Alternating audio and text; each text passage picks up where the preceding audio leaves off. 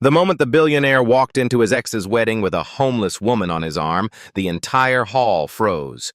But when the bride saw the woman's face, her bouquet slipped from her hand because this wasn't a random guest.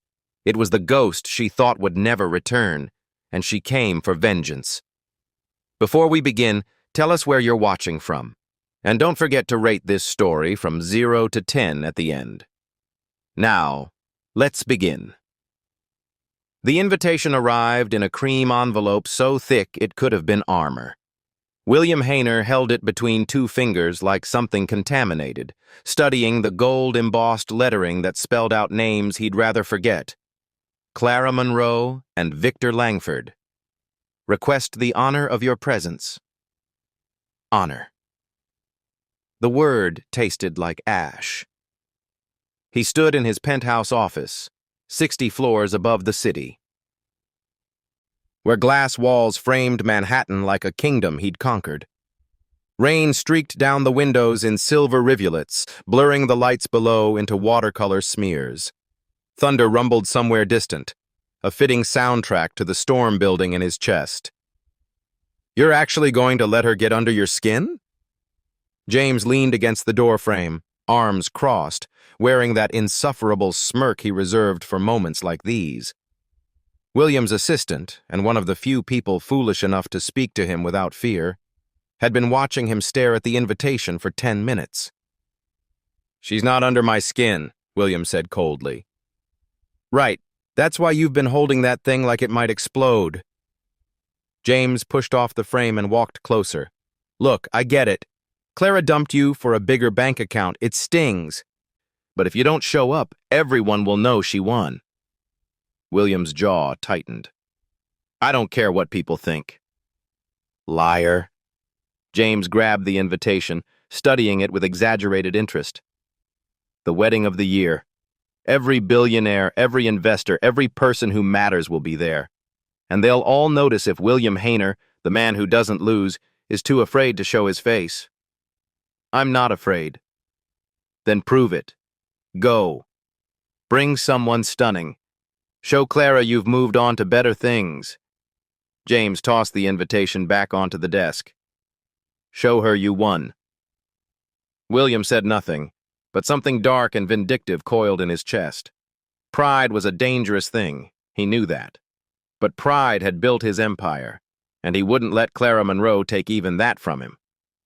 The rain hadn't let up by the time William left his final meeting that evening.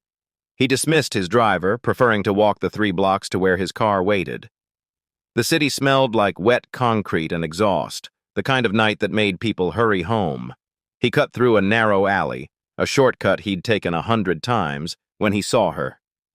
She sat against the brick wall near a rusted trash bin, knees drawn up, wrapped in a coat that had seen better decades. Her hair hung in damp strands around her face, but when she looked up, William stopped. Her eyes were striking, sharp, intelligent, and utterly unafraid. Most people on the street avoided his gaze, either from shame or desperation. She did neither. She simply watched him with calm curiosity, as if he were the one worth studying. "Rough night," William heard himself say. "Depends on your definition of rough." Her voice carried an unexpected smoothness, cultured even, like someone who'd once belonged to better places. "You look like you're having one yourself." William almost smiled. "What makes you say that?" "Men in $1,000 suits don't usually wander alleys in the rain unless they're running from something." She tilted her head. "Or toward it." He should have kept walking. Should have ignored her like he ignored everyone else who existed outside his sphere of influence. But something about her defiance intrigued him. The way she spoke as if they were equals, as if she had nothing to lose and everything to mock. An idea formed. Reckless, impulsive, perfect.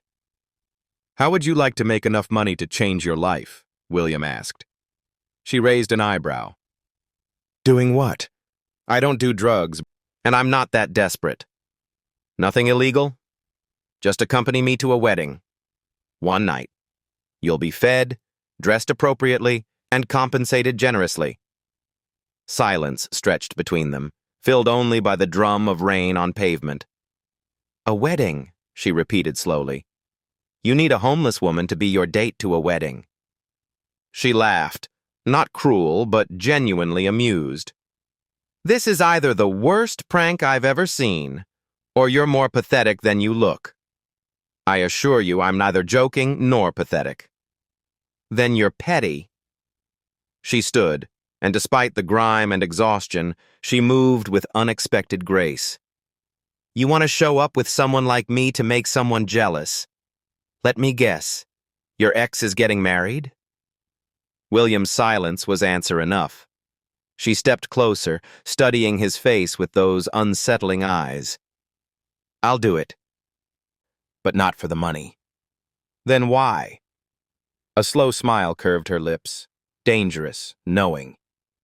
"I'm curious how far a man like you will go just to make someone jealous." 10 minutes later, she sat in the passenger seat of his Mercedes, leaving wet marks on the leather. The city lights played across her face as they drove, and William found himself wondering what kind of storm he'd just invited into his life. "By the way," she said quietly, staring out at the rain-soaked streets, "you have no idea what kind of wedding you're walking into, Mr. Hayner." Her words hung in the air like a promise or a threat. William didn't know which possibility unsettled him more. The salon occupied the top floor of a building where appointments required 3 months' notice and a bank account that could fund a small nation. William had called in a favor, the kind that got doors opened at midnight and questions left unasked. Madame Rousseau, the owner, met them at the private entrance. Her expression flickered, just once, when she saw Sheila's stained coat and worn boots, but professionalism smoothed it away like expensive concealer. "Mr. Hayner," she said with her practiced smile, "always a pleasure. I need a full transformation. Everything." William gestured toward Sheila, who stood examining a crystal chandelier with unsettling focus, as if calculating its worth. Hair, makeup, gown, shoes. She needs to look like she belongs at the wedding of the year. Madame Rousseau's smile tightened. "Of course. We'll make her presentable." "Not presentable," William corrected, his voice sharp. "Unforgettable." Something flickered in Sheila's eyes. Amusement, perhaps, or recognition. She followed Madame Rousseau without hesitation, leaving William alone with his whiskey and second thoughts. Through the frosted glass partition, William caught glimpses of the transformation. Stylists moved around Sheila like a pit crew, their voices muffled but excited. He heard gasps, whispers that carried the pitch of shock. "Her bone structure is incredible. Have you seen her hands? These aren't the hands of someone who—" "Shh!" William frowned. What weren't they saying? An hour passed, then 2. He checked his watch 3 times, each minute feeding the strange unease growing in his chest. This was supposed to be simple. Dress up a homeless woman, parade her around, make Clara jealous. Why did it suddenly feel like he'd invited a wolf into his carefully controlled world? The partition door opened. Madame Rousseau emerged first, her expression different now, respectful, almost reverent. "Mr. Hayner," she said softly, "your guest is ready." Sheila stepped through. William forgot to breathe. The woman before him wore a midnight blue gown that hugged her frame like it had been designed for her specifically, because it had been somehow in the span of 2 hours. Her hair fell in soft waves past her shoulders, no longer damp and tangled but gleaming like dark silk. Minimal makeup highlighted features that needed no enhancement. Sharp cheekbones, full lips, and those eyes, those damned eyes that seemed to see straight through him. She looked like old money, like royalty, like she'd been born in rooms like this and simply left for a while. The stylists watched from the doorway, whispering behind their hands. William caught fragments. Never seen such a transformation. The way she held herself during the fitting. like she'd worn couture her whole life. Sheila moved toward him with fluid grace, and William realized with a jolt that her posture had changed, or rather, had returned to something it once was. No more hunched shoulders, no more defensive curl. She stood tall, elegant, devastating. "Well?" she asked, her voice carrying that same sardonic edge. "Do I pass inspection?" William recovered, though his heart still hammered. "You'll do." High praise. She smoothed the gown's fabric with practiced ease, the gesture of someone who'd worn silk before, who knew exactly how expensive material should fall and drape. "Though I've worn better." The words hung in the air like a confession she hadn't meant to make. "Better?" William stepped closer, studying her face. "When?" Sheila's smile didn't reach her eyes. "Figure of speech." "No." William's mind raced, connecting dots he'd been too proud to notice before. Her speech patterns, her confidence, the way she'd examined his car's interior like she was appraising it rather than marveling at it. "Who are you?" "I told you, Sheila Wolfe." That's a name, not an answer.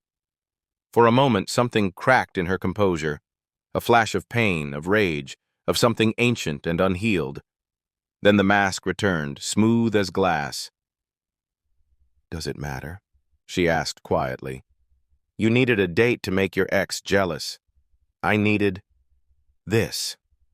She gestured at the gown, at herself, at the transformation that felt less like creation and more like resurrection. "We both get what we want." William watched her reflection in the salon's mirrors, multiple versions of her stretching into infinity, each one holding secrets he suddenly, desperately needed to uncover. "You don't look surprised," he said finally, "by any of this. The salon, the gown, the attention." Sheila met his gaze directly, and her smile turned sharp. "Because I'm not." She walked past him toward the exit, leaving traces of expensive perfume and unanswered questions in her wake. At the door, she paused. "The wedding is tomorrow night, yes?" "Yes." "Good." Her voice carried a strange anticipation, almost predatory. "I wouldn't want to miss it for the world." She disappeared into the elevator, leaving William standing alone among whispers and mirrors, suddenly certain of one terrible truth. He had no idea who he'd just transformed, or what she planned to do at Clara Monroe's wedding. The Langford estate sprawled across 10 acres of manicured perfection, all white marble columns and gardens that belonged in European postcards. Luxury cars lined the circular drive like jewelry in a display case. Rolls-Royces, Bentleys, a Bugatti that probably cost more than most people's houses. William's Mercedes pulled up to the red carpet as cameras flashed like lightning strikes. "Ready?" he asked, adjusting his cufflinks. Sheila stared out at the circus of wealth and privilege, her expression unreadable. "I was born ready." The way she said it, not nervous, not excited, but resigned almost, sent another chill through William's spine. His driver opened the door. Camera flashes intensified. Reporters shouting questions that blended into white noise. William stepped out first, then offered his hand. Sheila took it. The effect was instantaneous. Voices dropped. Cameras swiveled. Every eye within 50 feet locked onto the mysterious woman in midnight blue who moved like she owned the ground beneath her feet. She didn't smile for the cameras, didn't need to. Her presence alone commanded attention. "Mr. Hayner, who's your date?" "Is this your new girlfriend?" "Miss, what's your name?" Sheila ignored them all, her hand resting lightly on William's arm as they walked the gauntlet of reporters and curious guests. She moved with the grace of someone who'd walked 1,000 red carpets, who knew exactly when to turn her head for the best angle, who understood the unspoken language of the elite. William felt like he was escorting a queen to her coronation. They entered through massive oak doors into a ballroom that could have housed a small village. Crystal chandeliers dripped light like rain. Ice sculptures sweated in strategic corners. A string quartet played something classical and expensive. Everywhere William looked, he saw familiar faces. Investors, CEOs, politicians, the kind of people who shape the world over champagne and carefully worded threats. And there, at the center of it all, stood Clara Monroe. She wore white, of course, a gown that probably cost 6 figures, adorned with crystals that caught the light with every breath. Her blonde hair was swept up in an elaborate style, diamonds glittering at her throat and ears. She looked perfect, untouchable, exactly as she'd always wanted to look. Then she saw William. Her smile froze mid-laugh, champagne glass halfway to her lips. Her eyes, those green eyes that had once looked at him with something resembling love, widened slightly. Then she saw Sheila. The champagne glass trembled. Just barely, but William noticed. He'd spent 3 years learning to read Clara's tells, to catch the micro-expressions she tried to hide behind practiced charm. Victor Langford, the groom, appeared at Clara's side, tall, silver-haired, exuding the confidence of a man who'd bought everything he ever wanted.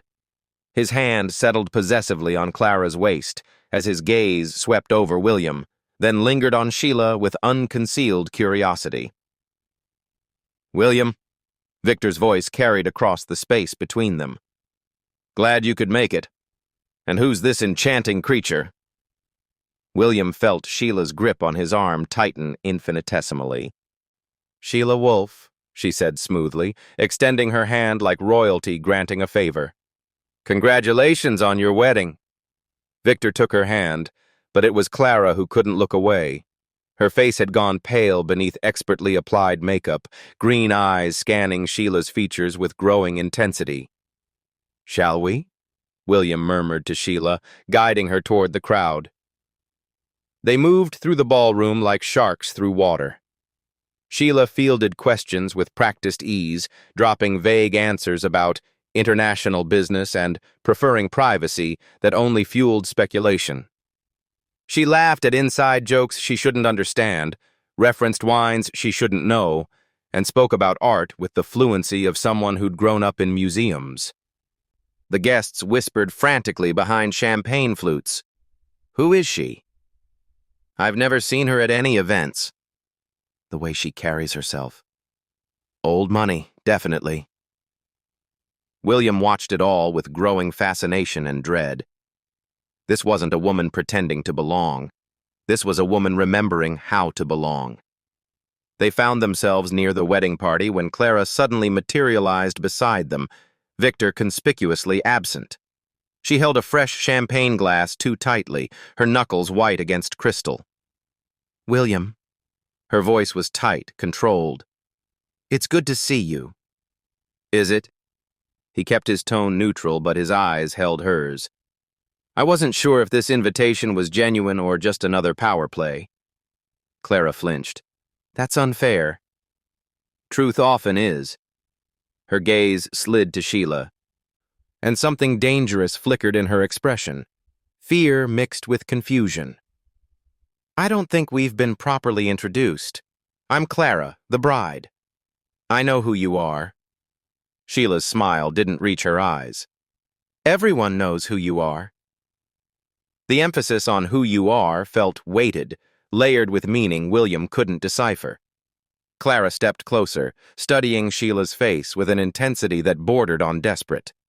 The ballroom noise faded as the two women stared at each other, prey and predator, though William couldn't tell which was which. "You look familiar," Clara murmured, her voice barely audible. "Have we met before?" Sheila tilted her head, that cryptic smile deepening. "Do I?" Clara's composure cracked. Her hand trembled against the champagne glass. "I feel like I should remember." "Memory is a strange thing," Sheila interrupted softly. "Sometimes we forget the people we've hurt. Sometimes they don't forget us." The color drained entirely from Clara's face. "Excuse me," she whispered, backing away like she'd seen a ghost. "I have to." She turned and fled through the crowd, her white gown trailing behind her like surrender. Victor appeared moments later, his confident facade cracking with confusion. "What did you say to her?" "Nothing that wasn't true," Sheila replied calmly. William stared at her, his mind racing. The way Clara had looked at Sheila, that wasn't the confusion of meeting a stranger. That was recognition. That was fear. "Who are you?" he demanded quietly. "Really?" Sheila sipped her champagne, her eyes following Clara's retreating figure with the focus of a sniper tracking a target. "Tonight," she said, "you'll find out. We all will." The orchestra shifted to something slower, strings weaving through the ballroom like silk. Couples drifted toward the dance floor in predictable pairs. Power marriages, strategic alliances, affairs everyone pretended not to notice. "Shall we?" William extended his hand, more command than question. Sheila's smile carried that familiar edge. "Trying to give them more to talk about?" "They're already talking. Might as well give them a show." Her hand slipped into his, and they moved to the center of the floor. The moment his arm settled around her waist, something shifted, an awareness that crackled between them like static before a storm. She fit against him perfectly. Her movements fluid and practiced, following his lead with the ease of someone who'd danced in ballrooms like this before, too many times before. "You dance well," William murmured, guiding her through a turn. "So do you. Though I expected nothing less from a man who controls everything around him." "Not everything." His eyes held hers. "I don't control you." "No," she agreed, her voice soft but sharp. "You don't." They moved in silence for a moment, surrounded by watching eyes that felt like spotlights. William could see Clara across the room, her champagne glass forgotten, staring at them with an expression he'd never seen on her face before, genuine fear. "She's afraid of you," he said quietly. "She should be." "Why?" Sheila's smile turned cryptic. "Did you know that Clara's company launched its flagship product exactly 3 weeks after a smaller startup mysteriously folded? Coincidence, probably."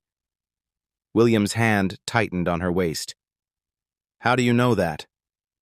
"I know lots of things. Like how Victor's media empire acquired its biggest competitor under suspicious circumstances. Like how the bride and groom's empires are built on foundations that wouldn't survive close inspection." She tilted her head, eyes glittering. "Makes you wonder what else they're hiding, doesn't it?" "You're not here for me at all." The realization hit him like cold water. This was never about making Clara jealous. You're here for revenge. Can't it be both? She leaned closer, her voice dropping to a whisper only he could hear. "You wanted to hurt her pride. I'm just more thorough." The song swelled around them, dramatic and building. William's mind raced, torn between pulling away and pulling her closer. Every instinct screamed warning, but beneath it ran something else. Admiration, maybe, or recognition. He'd spent years playing power games, but this woman was operating on a level that made his petty jealousy look like child's play. "Are you manipulating me?" he asked bluntly. "Are you still using me to make your ex jealous?" "That's not an answer. Neither is yours." She smiled, and for the first time it reached her eyes. But it wasn't warmth he saw there. It was fire. "We're both using each other, William. The question is, who gets what they want when the music stops?" His phone buzzed in his pocket. He ignored it. It buzzed again. "You should check that," Sheila said. "Looks important." They stepped off the dance floor into a shadowed alcove. William pulled out his phone to find 2 texts from James. "Ran that background check you asked for. It came up blank. Like she doesn't exist. No records before 2 years ago. Who the hell is this woman?" William's blood turned cold. He looked up at Sheila, who watched him with knowing eyes. "Find something interesting?" she asked innocently. You erased yourself. I rebuilt myself. Her correction was precise, deliberate. There's a difference. Why? Because when you lose everything, your name, your company, your father, your entire life, you either disappear forever or you come back as someone they'll never see coming. Her voice carried an edge that could cut glass. I chose option 2. Before William could respond, movement across the ballroom caught his attention. Clara had pulled her bridesmaid, a petite woman in lavender, into a corner near the champagne fountain. Even from this distance, he could see Clara's panic, the desperate way she clutched the other woman's arms. What did she say? Victor appeared beside them, his groom's facade slipping to show genuine concern underneath. His eyes darted between Clara and the bridesmaid, then back to where Sheila stood with William. The bridesmaid's eyes went wide. She glanced toward Sheila, then back to Clara, her face paling to match the bride's.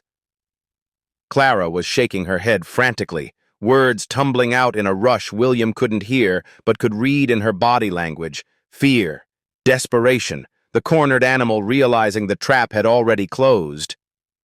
The bridesmaid grabbed Clara's shoulders, steadying her. Are you absolutely certain? Clara nodded, her perfect makeup starting to crack around the edges.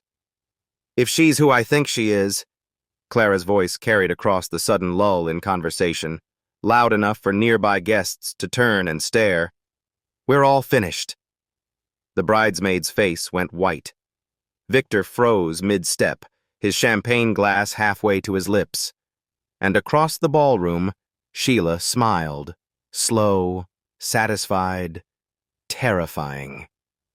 Now, she whispered to William, the real wedding begins.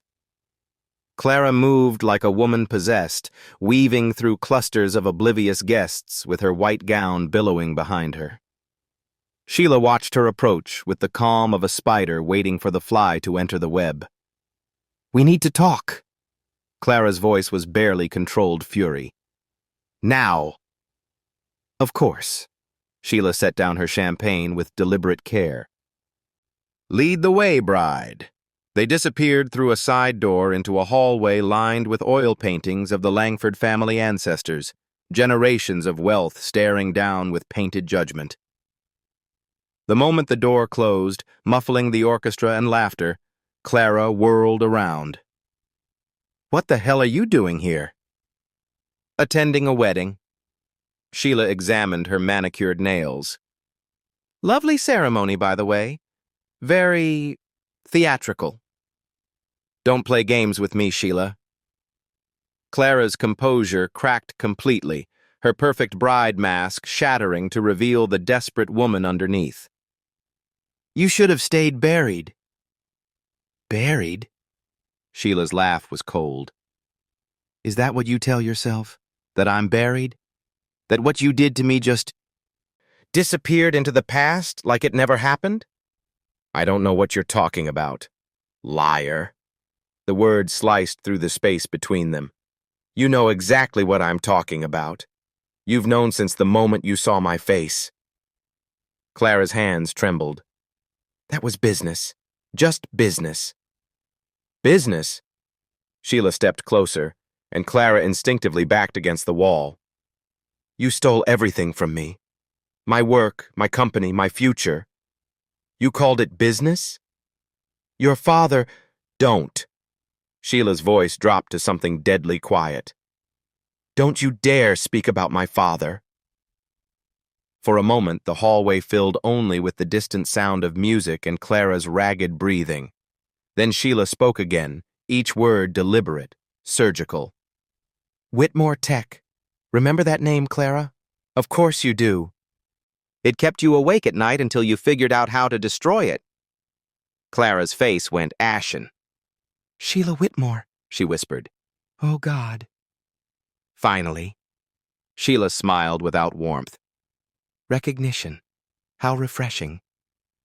6 years ago, in a glass-walled office overlooking the same city, a younger Sheila Whitmore stood before a whiteboard covered in algorithms, her eyes bright with passion as she explained her breakthrough to the 3 people she'd trusted most, her father, her lead investor, and Clara Monroe, her college roommate turned business partner. This AI learning model will revolutionize predictive analytics, Sheila said, marker in hand. Companies will pay millions for this kind of accuracy. Clara smiled, took notes, asked intelligent questions. 2 weeks later, Sheila arrived at the office to find locks changed and lawyers waiting. Corporate restructuring, they said. You've been bought out. But there was no buyout, just theft. Clara had copied every line of code, every algorithm, every trade secret, and sold them to Victor Langford's tech division. Within a month, Langford AI launched, using Sheila's work, her innovation, her life's passion. The lawsuits went nowhere. Victor's lawyers were too good, too expensive, too connected. Whitmore Tech collapsed under debt and legal fees.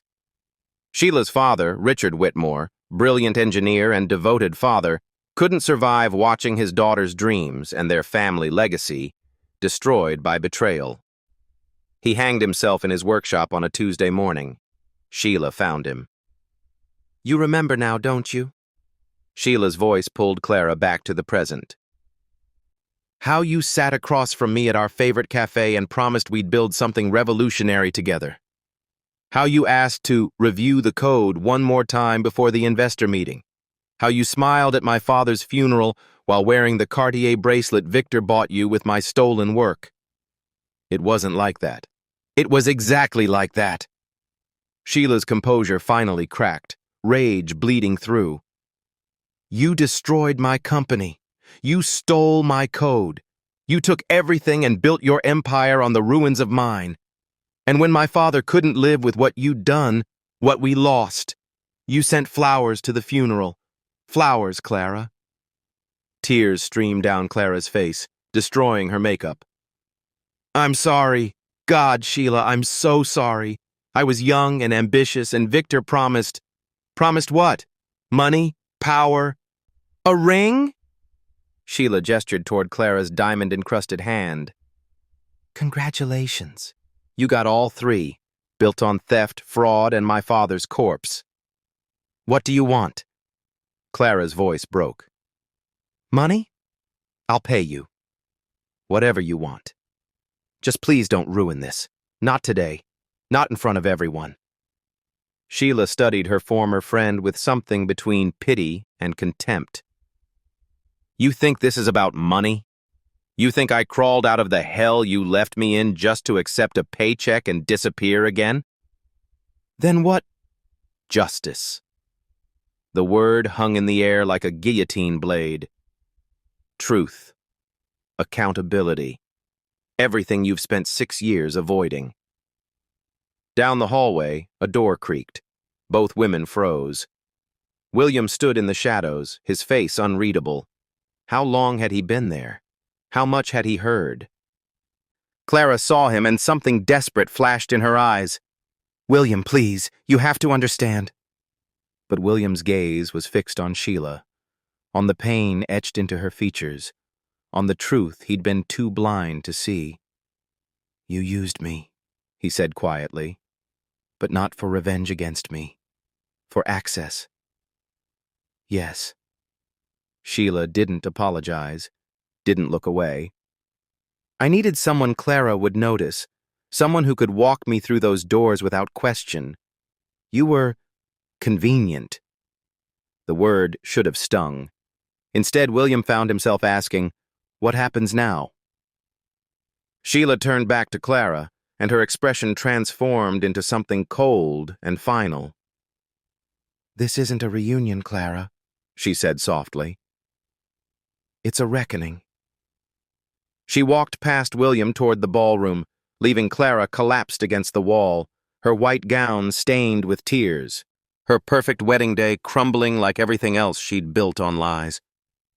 The reception hall glittered like the inside of a jewelry box. 5-tier cake, champagne towers, ice sculptures melting slowly under warm lights. Guests settled into their assigned seats, each placement strategic, each table a careful arrangement of power and influence. William returned to find Sheila already seated at their table, her composure completely restored. If she'd just torn apart a bride in a hallway, she showed no sign of it. She sipped water, studied the room with calculating eyes, and waited. Clara and Victor sat at the head table, a portrait of perfection. Clara had repaired her makeup somehow, though her smile looked painted on, her eyes too bright, her hand gripping Victor's with white-knuckled desperation. The best man stood, crystal glass in hand, and launched into a speech about love and partnership and destiny. Guests laughed at the appropriate moments, sighed at the romantic parts, applauded when he raised his glass. Then came the maid of honor, the bridesmaids, Victor's business partner, each toast more effusive than the last, each one adding another layer to the fairy tale Clara had constructed around herself. William noticed Sheila's hand resting near the table's edge, fingers drumming a patient rhythm, waiting for something. The predator watching the herd, choosing the perfect moment to strike. "Ladies and gentlemen," the MC announced, "we'd like to open the floor to any guests who wish to offer their congratulations to the happy couple." Silence stretched. No one moved. These kinds of events had unspoken rules. Only designated speakers gave toasts. Spontaneous speeches were for lesser weddings, tackier crowds. Sheila stood. Every head turned. Whispers rippled through the room like wind through wheat. Who is she? The mystery woman with William Hayner. She wouldn't dare. But she did. She walked to the microphone with the confidence of someone who'd given 100 speeches in rooms exactly like this. A server handed her a champagne flute. She held it like a weapon. "I hope you don't mind," Sheila said, her voice carrying perfectly through the sound system. Warm, charming, dangerous. "I know I'm not on the program, but I simply couldn't let this moment pass without saying a few words." Clara's face had gone gray. Victor leaned toward her, whispering urgently, but she sat frozen, a deer in headlights. "I don't know the bride and groom well," Sheila continued, her smile sharp as broken glass. "We only met recently, but I feel such a connection to them, to their story." She paused, letting the word story hang in the air like a noose. "You see, I believe that every empire, every success, every achievement is built on something. Some are built on hard work and innovation. Others," her eyes locked on Clara, "are built on borrowed foundations." The room had gone utterly silent. Even the servers stopped moving. Clara and Victor are perfect for each other, really. Both brilliant at identifying opportunity, both gifted at acquisition. Another pause, this one calculated. They understand that in business, timing is everything. You have to strike when the target is vulnerable, when they trust you, when they're not looking. Victor stood abruptly. "I think that's enough. But I'm just getting started." Sheila's smile never wavered. "Please let me finish. It's rude to interrupt a toast." William watched, transfixed and horrified. Around the room, phones appeared, guests filming, journalists recording, social media vultures sensing blood in the water. Where was I? Oh yes, trust. Sheila took a sip of champagne, her movements theatrical, deliberate. Marriage, like business, requires trust. The trust that your partner won't steal from you, won't lie to you, won't build their fortune by destroying yours and then smile at your father's funeral. Gasps erupted. Clara shot to her feet, tears streaming. "Stop this, please!" "So let's raise our glasses," Sheila continued, her voice rising above the chaos. "To the bride and groom, may every secret they've buried stay buried. May every lie they've told remain believed, and may they receive exactly what they deserve." She raised her glass high. No one joined her. The room erupted in whispers, shouts, confusion. Cameras flashed. Journalists scrambled toward Clara and Victor, microphones extended like swords. In the chaos, William saw Sheila move. She walked casually toward the AV booth near the back of the room, where a young tech operator sat frozen, staring at the drama unfolding. She leaned over, smiled at him, said something that made him step back. Her hand moved to the control panel. Something small and metallic, a flash drive, slipped from her clutch and into the USB port. She pressed a button. The massive LED screens positioned around the ballroom, meant for displaying wedding photos and romantic montages, flickered once, twice, then went black. Static hummed through the sound system, loud and ominous. Guests stopped shouting, stopped moving, everyone turning toward the screens with collective dread. In the sudden silence, Sheila's voice carried across the room, clear and cold. "Now, let me show you exactly who you're celebrating." The screens flickered to life. The screens erupted with light. Not wedding photos, not romantic montages of the happy couple. Code. Lines and lines of algorithm code scrolled across the massive displays, time-stamped and watermarked, Whitmore Tech Proprietary, Confidential. A voice recording crackled through the sound system. Clara's voice, younger but unmistakable. "Victor, I have it. All of it. Every algorithm, every line of code. Sheila trusted me with full access." Another voice, Victor's, smooth and calculating. "And she has no backup copies?" "None that matter. Her father keeps everything on paper in his workshop. Old-fashioned. Stupid, really." Laughter. Cold, victorious laughter. "Then we move fast. File the patents under Langford AI tomorrow. By the time she realizes what's happened, it'll be too late to fight." The ballroom exploded. "Oh my God! Did you hear that? Is this real?" Cameras flashed like lightning. Journalists lunged toward the head table, microphones extended, questions shouted over each other in a cacophony of scandal. The screens shifted. Email exchanges appeared, each one more damning than the last. From Clara Monroe to Victor Langford. Re Whitmore. Problem. The old man is suspicious. We need to accelerate the timeline. Once the patents are filed, there's nothing they can do. Their lawyers are small time. Ours will crush them. Another recording played, this one at a funeral, mourners murmuring in the background. "Such a tragedy," Clara's voice, thick with false sympathy. "Richard was brilliant. If only he'd been more adaptable to the business world." Another woman's voice. "You were Sheila's partner, weren't you? This must be devastating for you." A pause. Then, "Of course. I'm heartbroken. But life goes on, doesn't it? Business goes on." The screens showed more. Financial records proving Langford AI's flagship product was built entirely on stolen Whitmore tech code. Patent filings dated days after Sheila's company collapsed. Bank transfers from Victor to Clara, payments for consulting services that coincided exactly with the theft. "Turn it off!" Clara's scream cut through the chaos. She stumbled from the head table, white gown tangling around her legs, mascara streaming down her face. "Turn it off now!" She lunged toward the AV booth, but William stepped into her path. "Move!" Clara clawed at him, desperate, feral. "William, please, you have to—" "I don't have to do anything for you. Not anymore." His voice was ice. Victor stood at the head table, his confident facade shattered completely.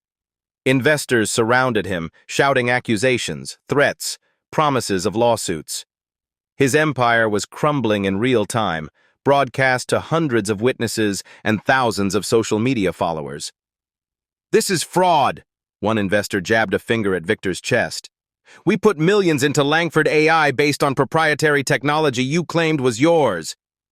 "It is mine. Clara, tell them—" But Clara wasn't listening. She'd finally reached Sheila, who stood calmly near the screens like an artist admiring her masterpiece. "You destroyed me." Clara grabbed Sheila's arms, shaking her. "You've destroyed everything." Sheila's expression was carved from stone. "No, Clara. You destroyed me. Tonight I'm just returning what you stole, with interest. Please. Clara collapsed to her knees, ruining her dress completely. Please, I'll give you anything. Money, company shares, anything. You took my father from me. Sheila's voice cracked, just barely, the only sign of emotion breaking through her control. You took his life, his legacy, his reason to live. What could you possibly give me that would equal that? The doors burst open. Police officers flooded in, badges raised, hands on holsters. Someone had called them, probably multiple someones, given the fraud evidence displayed for everyone to see. Victor Langford? Clara Monroe? The lead officer moved through the crowd with authority. We need you both to come with us. There are some questions regarding corporate fraud, patent theft, and— This is her! Victor pointed at Sheila, his composure completely gone, sweat staining his tuxedo. She orchestrated this. She hacked our systems. She— Hacked? Sheila's laugh was bitter. I didn't hack anything, Victor. I just showed everyone what you stole. My code, my work, my property. She pulled a folder from beneath the AV console, thick, official-looking documents. And I have the original patents filed months before yours, authenticated by independent experts. Everything you built belongs to me. Victor's face turned purple. He whirled on Clara, all pretense of unity evaporating. You said there were no copies. You said you'd covered everything. I did. I don't know how she— You incompetent. Victor's hand rose, and for a moment everyone thought he might strike his bride. The police stepped between them. Both of you now. Handcuffs clicked, cameras flashed. The crowd pressed closer, phones held high, capturing every second of the fall. Clara was led away, sobbing, her white dress dragging through spilled champagne and broken glass. A ruined princess, a fallen queen. Victor shouted about lawyers and lawsuits and mistaken identity, but no one was listening anymore. The ballroom emptied rapidly after that, guests fleeing scandal like rats from a sinking ship, journalists racing to file stories, investors making frantic phone calls to legal teams and PR specialists. Within 20 minutes, only a handful remained, abandoned champagne flutes, wilting flowers, and the debris of destroyed lives. Sheila stood alone in the center of the dance floor, surrounded by the wreckage of her revenge. William approached slowly, carefully, like she might shatter. Sheila! She turned to him, and for the first time he saw the cracks in her armor.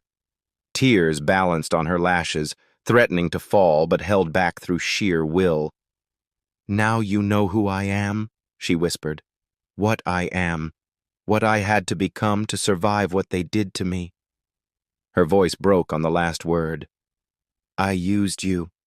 I manipulated you. I turned your petty revenge into my weapon.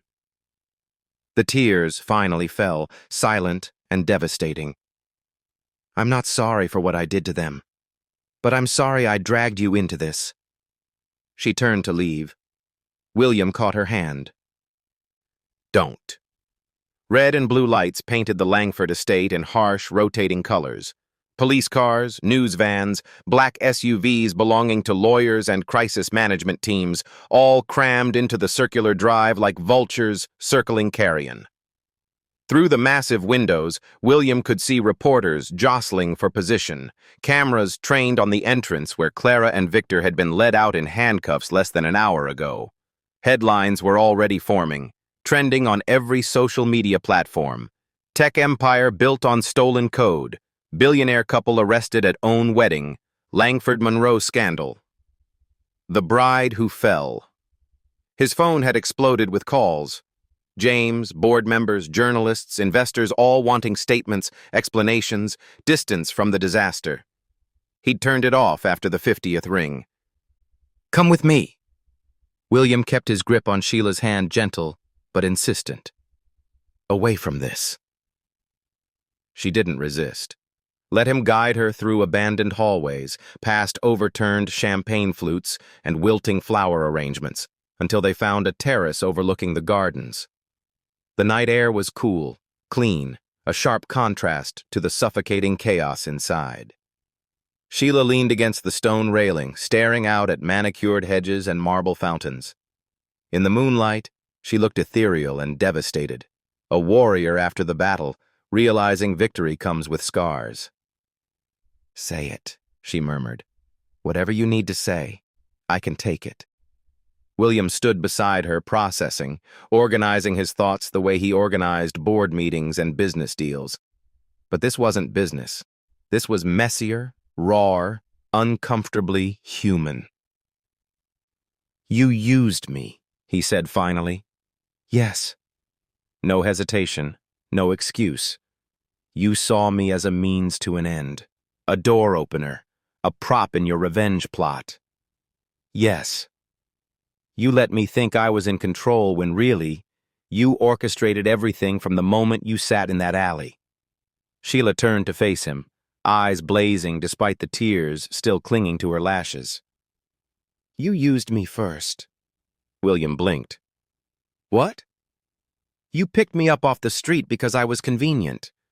Because bringing a homeless woman to your ex's wedding would hurt her pride, embarrass her, make you feel powerful."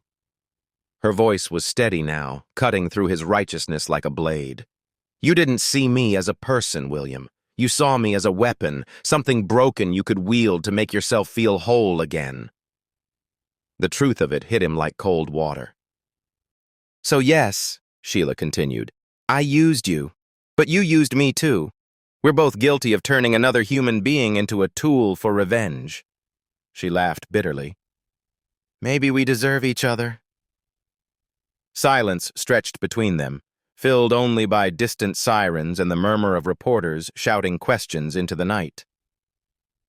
"I was broken," William admitted quietly.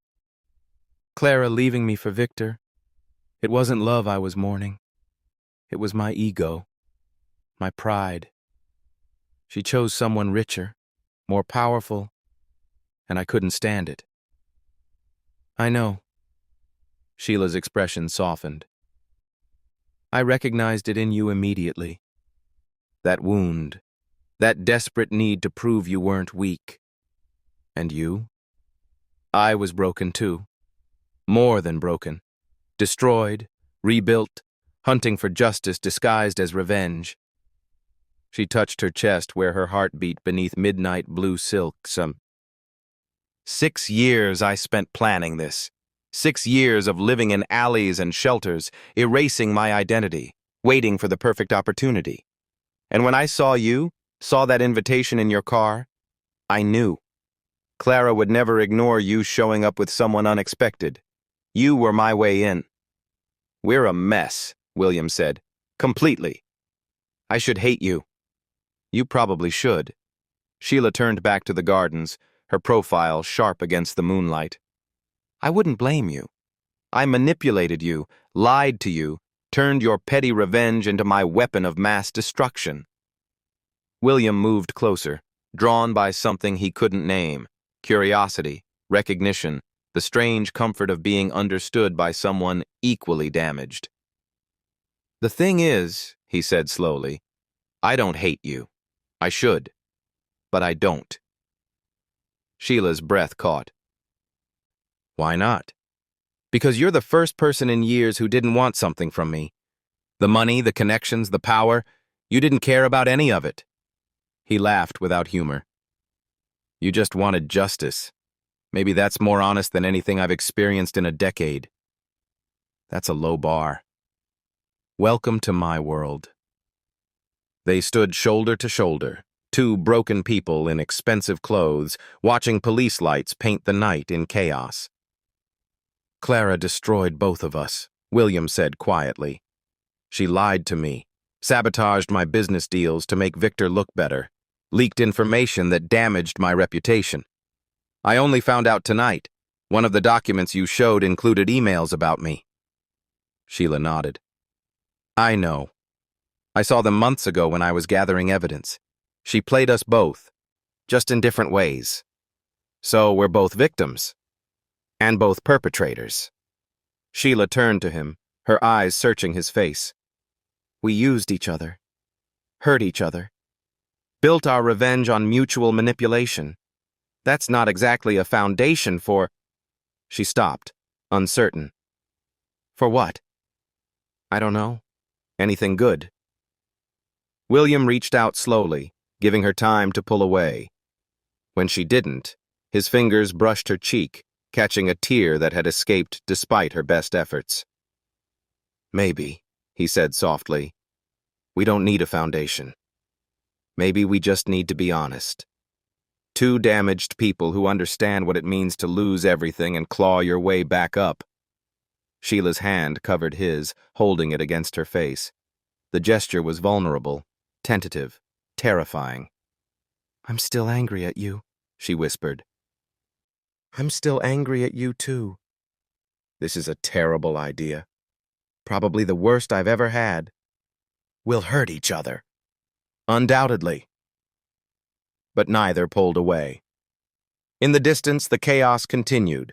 Reporters filing stories, lawyers making statements, the wedding of the century becoming the scandal of the decade. But on that terrace, surrounded by the wreckage of revenge, two people found something unexpected. Not forgiveness. Not yet. But maybe the beginning of understanding. And for now, in the ruins of everything they'd destroyed, that was enough. 6 weeks later, the headlines had become white noise, constant, inescapable, the kind of scandal that rewrote textbooks and changed laws. Monroe Langford fraud trial begins, stolen code scandal results in $500 million lawsuit. Victor Langford faces 15 years for corporate espionage. Clara Monroe's empire sold to pay restitution. William watched the latest news segment from his office, volume muted. The footage showed Clara and Victor leaving the courthouse separately, their lawyers forming human shields against the press. They wouldn't even look at each other anymore. The alliance that destroyed Sheila Whitmore had imploded spectacularly, each one blaming the other, their empire carved up and auctioned off to pay legal fees and settlements. Poetic justice, some called it. William called it karma. His phone buzzed with a calendar reminder. Wolf Innovations launch event, 2:00 p.m. He smiled. The building was glass and steel, sleek lines reaching toward the sky like an arrow aimed at heaven. 40 floors of ambition and innovation, crowned by executive offices that overlooked the city like a throne room. William rode the elevator to the top floor, nodding at security who recognized him immediately. He'd become a familiar face here over the past month, investor, advisor, and something else he hadn't quite defined yet. The doors opened to a reception area that hummed with controlled chaos. Employees moved with purpose, their faces bright with the energy of people building something revolutionary. Phones rang, keyboards clattered, conversations overlapped about algorithms and market projections and changing the world. Mr. Hayner? The receptionist smiled warmly. Ms. Wolfe is expecting you. Go right in. The office beyond was spectacular. Floor-to-ceiling windows framed the city in 3 directions, the same skyline William had conquered years ago, now spread before someone who'd lost everything and clawed her way back to claim even more. Sheila stood at the window, silhouetted against afternoon light, wearing a charcoal suit that screamed power and success. Her hair was pulled back professionally, her posture confident, commanding. This was no broken woman sitting in an alley. This was a CEO, an innovator, a force of nature reborn. She turned when he entered, and her professional mask softened into something warmer. William, right on time. I'm predictable like that. He crossed the office, taking in the space, minimal furniture, cutting-edge technology, framed patents on the walls. Impressive. You built this in 6 weeks? I built it in 6 years. Sheila gestured at the view. This was always the plan. The empire I was supposed to have before Clara and Victor stole it. I'm just delayed. Better late than never. Indeed. She moved to her desk, picked up a tablet, scrolled through screens filled with data. We officially launched an hour ago. Pre-orders for our AI platform exceeded projections by 300%. Investor calls are backed up until next week. And, she looked up, eyes sparkling with vindication, Langford AI's biggest client just signed with us instead. Congratulations. William meant it. You've earned this. We've earned this. Sheila set down the tablet and closed the distance between them. You didn't have to invest, William. You didn't have to vouch for me with your contacts. Introduce me to your network. Help me rebuild. Yes, I did. Why? Because you were right. He reached out, straightening an already perfect lapel on her suit, an excuse to touch her, to close the distance that had felt too wide since that night on the terrace. We used each other, but somewhere in that mess I started seeing you, not the weapon, not the tool, you. And what I saw was someone who deserved better than what this city took from her. Sheila's breath caught. That's dangerously close to sentiment, Mr. Hayner. I'm feeling dangerous today. She laughed. Genuine, warm, the sound of someone who'd remembered how. The press is calling me the Phoenix CEO, rising from the ashes of scandal to rebuild an empire. They're not wrong. They don't know the half of it. She turned back to the window, and William joined her, both of them looking out at the city that had tried to break them. Sometimes I walk these streets and remember what it felt like to have nothing, to be invisible, to sit in alleys while people like us, she gestured between them, walked past without seeing. You made them see. We made them see. She glanced at him sideways. I couldn't have walked into that wedding without you. Couldn't have faced Clara without your accidental partnership. So we're even? Not even close. Sheila's smile turned mischievous. You owe me at least 3 more scandals before we're even. I'll see what I can arrange. They stood in comfortable silence, watching the city move below them, taxis and pedestrians and the endless rhythm of ambition and survival. William? Thank you for not walking away that night, for staying when you had every reason to leave. He turned to face her fully, taking her hand in his. The gesture felt natural now, earned through honesty instead of manipulation. Next time someone invites me to a wedding, Sheila's eyes danced with amusement. Yes? Remind me to bring you again. She laughed, bright and unexpected. Only if it doesn't end in handcuffs. Where's the fun in that? You're terrible. You're worse. Perfect match, then. William pulled her closer, and she came willingly, the distance between them finally collapsing into something that felt less like damage and more like healing. Not perfect. They were too broken for perfect. But real, honest, built on the ruins of revenge and the foundation of mutual survival. Stay for the press conference? Sheila asked against his shoulder. I'm announcing the full product line in an hour. It's going to be spectacular. Wouldn't miss it. And afterward? Dinner. Somewhere expensive, where we can celebrate your victory properly. Our victory, she corrected. Our victory, he agreed. The sun shifted behind clouds, painting the office in softer light. Below them, the city continued its endless dance, destroying and building, breaking and healing, taking everything and sometimes, rarely, giving it back. Sheila Whitmore had been destroyed in this city, had lost her father, her company, her identity, her life. But Sheila Wolfe, reborn, remade, relentless, had taken it all back. And standing in her glass tower, overlooking the world that once looked through her, she finally allowed herself to believe what she'd fought 6 years to prove. Justice wasn't just a dream. Sometimes, if you were willing to burn everything down and rebuild from ash, it was real. And it was sweet. What did you think of William's and Sheila's story? Drop your thoughts in the comments below. On a scale of 0 to 10, how would you rate this one?